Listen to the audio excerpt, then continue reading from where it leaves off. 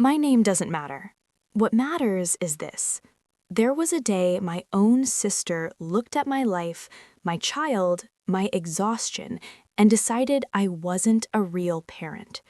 If you've ever been judged by your own blood, if someone who shared your childhood used your lowest moment as a weapon, tell me in the comments. Share this story, and please watch till the end, because what happened years later, no one saw coming. I was 32 years old, standing in a grocery store aisle, counting coins in my palm like they were something fragile. My daughter was sitting in the cart, swinging her legs, humming to herself. She didn't know we were doing math just to eat. My phone vibrated. Sister, did you seriously ask Mom for money again? I stared at the screen. I didn't answer. Another buzz. This is getting embarrassing. I picked up the cheaper bread, put the milk back. I typed, "Me. It's temporary." 3 dots appeared, then vanished, then came the message that split something open in me. You're not a real parent. You can't even provide. I remember my hands going numb. The sounds of the store faded. No carts, no voices, nothing. Just that sentence burning through my screen. Not a real parent. I looked at my daughter. She smiled at me. A wide, toothy smile. Trusting, complete. I didn't cry. I didn't scream. I didn't type back. I took a screenshot. I don't know why. Instinct, maybe. Or survival. Something in me said, don't let this disappear. That night, she called me. I didn't mean it like that, she said, sharp and annoyed, like I'd inconvenienced her by being hurt. Then how did you mean it? I asked. Silence. You're always so sensitive, she finally said. I'm just being honest. About what? I whispered. About me trying? She laughed. Actually laughed. If you were trying, she said, you wouldn't be struggling. That was the moment I understood something dangerous about her. She didn't see effort. She only saw outcomes, and if you were losing, you deserved it. After that, family gatherings changed. She'd say things like, some people shouldn't have kids until they're stable, while stirring her coffee, eyes sliding toward me. Or, I just think children need security, smiling, perfectly calm. Once, at my mother's table, she said, I don't know how you do it. I'd be ashamed. I stood up so fast my chair scraped the floor. I'm not, I said. I'm tired, but I'm not ashamed. She raised her hands. Relax, I'm just worried about the child.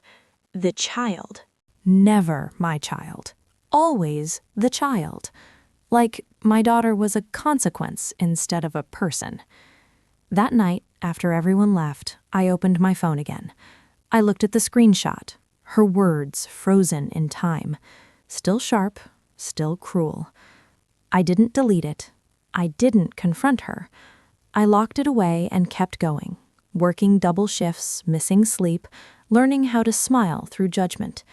She moved on with her life, promotions, a house, a marriage that looked perfect from the outside. And me, I survived. But that message stayed right where I left it, waiting. Years passed the way they always do, quietly, without asking permission. My daughter grew taller. I grew harder. Not stronger, harder. There's a difference. My sister and I spoke less. When we did, it felt rehearsed. How's work? She'd ask. Fine, I'd say. Good, she'd reply, already done with the conversation. No apologies. Not once. That sentence, you're not a real parent, was never mentioned again. It floated between us like smoke everyone pretended not to smell. She built a life that looked expensive. A clean house, matching furniture, smiling photos. Online, she was effortless. Offline, she was sharp. Still measuring, still counting. At a cousin's wedding, she leaned toward me and said, I hear you finally got a stable job. Finally. I smiled. I've always had a job. She tilted her head. You know what I mean. I did. I always did. My daughter heard things too. Not words exactly, but tone, distance, the way my sister never knelt down to her level, never asked what she liked, never learned her favorite color. "She's quiet," my sister once said. "Is that normal?" I said, "She listens. She'll need more than that to succeed." I didn't answer. I'd learned silence was cheaper. Then the call came. I was folding laundry when my phone rang. Unknown number. I almost ignored it. "Hello? Is this your sister's sibling?" "That depends," I said. "Who's asking?" "This is Mr. Adler. I'm an attorney representing your sister." The room felt smaller. "She's currently involved in a custody proceeding," he continued, voice smooth, neutral. "And we're gathering character references from immediate family." I laughed before I could stop myself. A short, ugly sound. "I don't think I'm the right person," I said. He hesitated. "From what she told us, you're close." "Close." I said, "Send me the details." Surprising both of us. When the email arrived, I didn't open it right away. I sat on the edge of my bed, phone in my hands, feeling something cold stretch through my chest. Custody. The word echoed. Heavy. Final. That night, my sister texted me for the first time in months. "Sister, hey, lawyer might reach out. Just say something nice, okay?"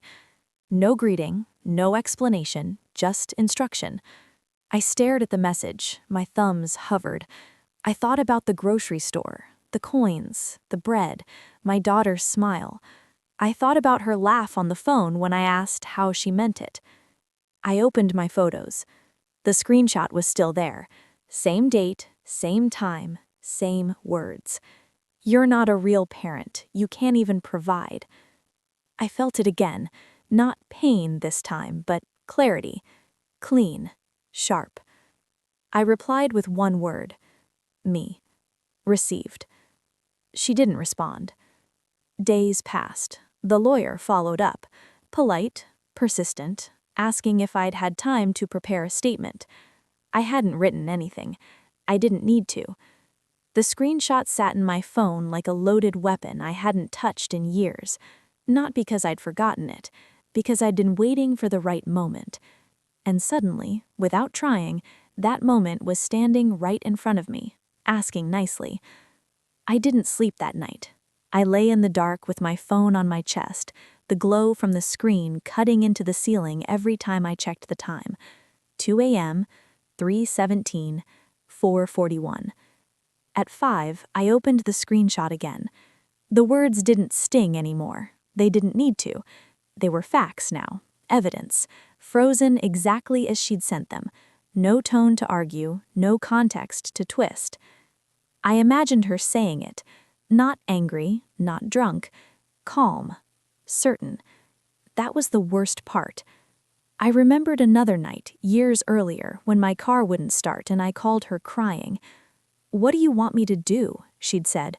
"You made choices." "I'm asking for a ride," I whispered. "Well," she replied, "that's what happens when you don't plan." Click. I'd forgotten that moment, or thought I had, but it came back sharp as glass. By noon, I opened the lawyer's email. "Please submit any statement or reference by Friday." I didn't write a statement. I clicked Attach File. My finger hovered. I felt my pulse in my throat. Not fear, certainty. There was no anger left, just accuracy. I attached the screenshot. No caption, no explanation, no defense. Just the truth. I hit send. The confirmation banner disappeared like nothing had happened. The world didn't shift. My phone didn't ring. My daughter came home from school and asked what was for dinner. "Pasta," I said. That evening, my sister called. I watched the phone vibrate itself into silence. She called again, and again. I didn't answer. The next morning, my mother called. "What did you send her lawyer?" she demanded. "I sent exactly what was asked for," I said. "She's panicking," my mother snapped. "This could affect her case." I smiled to myself. Not happy, just aware. She should be honest then, I replied. Silence on the line. You're being vindictive, my mother said finally. No, I said, I'm being accurate. After that, the family split clean down the middle. Some stopped calling, some called just to scold. No one asked what had been said to me, not once. The lawyer emailed back. Thank you for your submission. We will include it in our materials. That was it. No emotion, no judgment. I pictured a printer humming, paper sliding out, ink drying around those words. I tried to imagine her face when she realized, the way her mouth would tighten, the way her voice would rise when she tried to explain it away. It was years ago. She took it out of context. I was under stress. Excuses need listeners.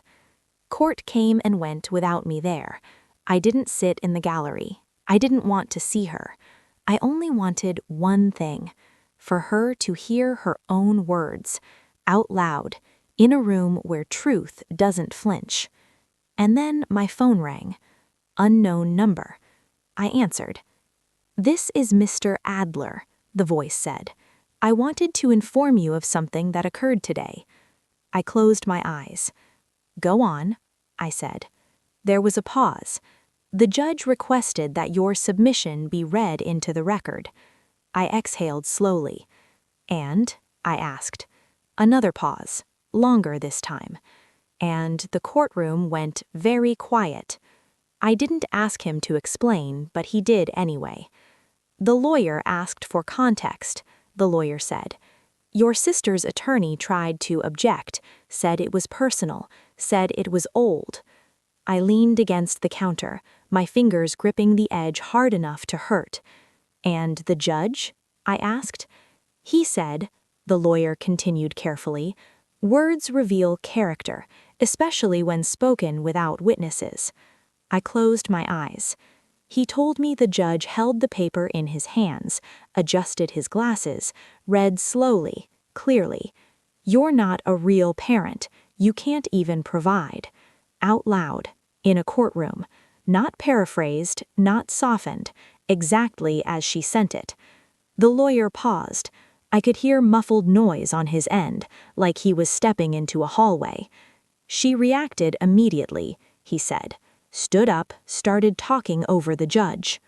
I pictured it perfectly. Her need to control the room, her certainty that volume could rewrite reality. What did she say? I asked.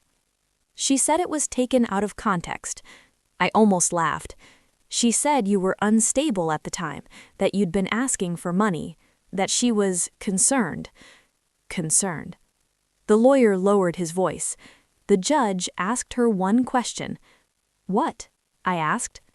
He said, do you believe someone who struggles financially is less of a parent? Silence stretched between us, even through the phone. She didn't answer right away, he continued, and that didn't help her. I imagined the room then, the stillness, the weight shifting, her own words circling back, nowhere to go. They moved on, the lawyer said, but the tone changed permanently. After we hung up, I sat down on the floor, not because I was weak, because my legs refused to hold me. I didn't feel victorious. I felt empty, cleaned out. That evening, my sister called. I answered this time. You ruined me, she screamed. Do you have any idea what you did? I sent your words, I said calmly. You waited, she hissed. You waited for this. No, I replied. I lived. You're jealous, she snapped. You always were. I smiled. She couldn't see it. You said I wasn't a real parent, so why are you surprised I didn't protect you like family? She went quiet. Then she said something I'd never heard from her before. Please. The word fell flat. No, I said, and ended the call. Later that night, I opened my phone one last time. I looked at the screenshot, the one that had followed me through years of exhaustion and silence. It hadn't changed. but everything else had. I didn't delete it. I locked my phone and turned off the light. Some words don't fade. They wait.